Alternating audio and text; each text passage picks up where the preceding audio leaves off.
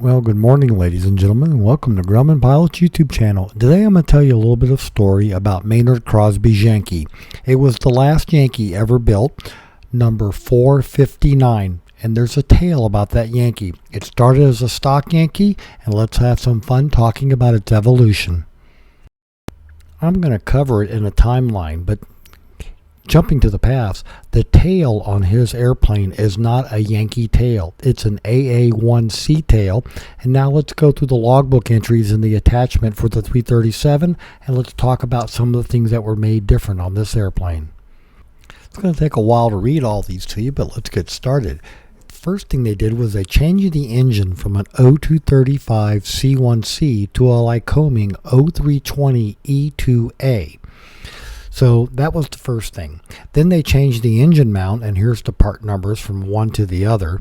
It basically going from the dynofocal, from the straight mount to the dynofocal mount, and was modified by adding an additional diagonal brace from center left top to left top mounting rear.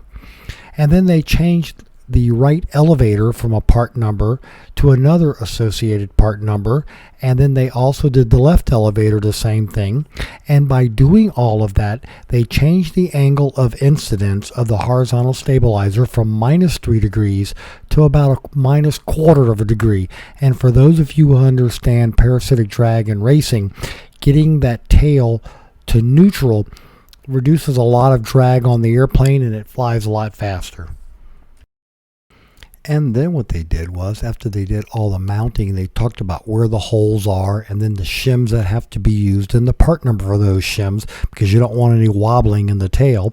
Then they added the dorsal fin, and there's a standard part number, and you can add that to the two-place airplanes, especially a lot of the O320s. It gives you a little bit more stability with that little bit shorter turtle deck. Now let's talk about some more of the fun stuff that they did to that airplane.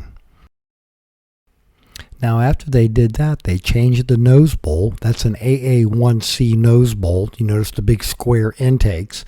They also added the oil cooler as part of the retrofit, again like the AA-1C, and they changed the prop to a 6-inch propeller, and they gave you the two required there, and they were doing that for testing.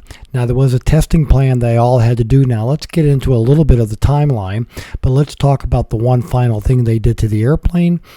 And they converted the trim system from the AA-1 series to the AA-1C series. And then here's a look at what the nose bowl looks like. And there's the intake for the carburetor.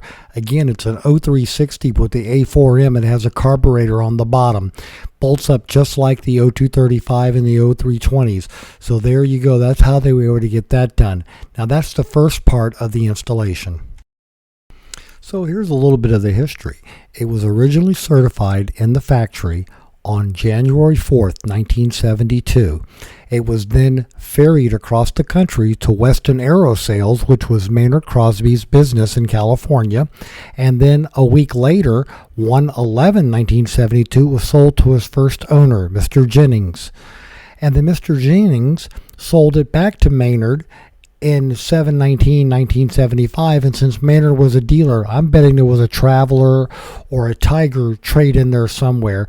And at the same time, in July of 1978, he came up with the experimental by adding the tail to it and the O320, which was the first modification to the aircraft.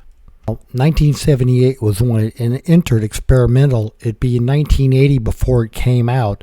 There was a lot of flying in there, and it was a fast airplane, folks. But considering how the FAA was back in the late 1970s, it still took Maynard 2 years to get that airplane back to standard certification.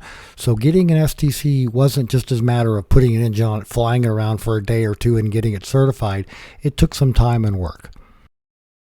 So did it once, he's going to do it again. So in 1986, he decided to put an O360 A4M in the airplane with a 6-inch propeller and move the battery to the back bulkhead. As you can see, and it's going to take 2 years for that to be approved. It'll be 1988 before that's all finished.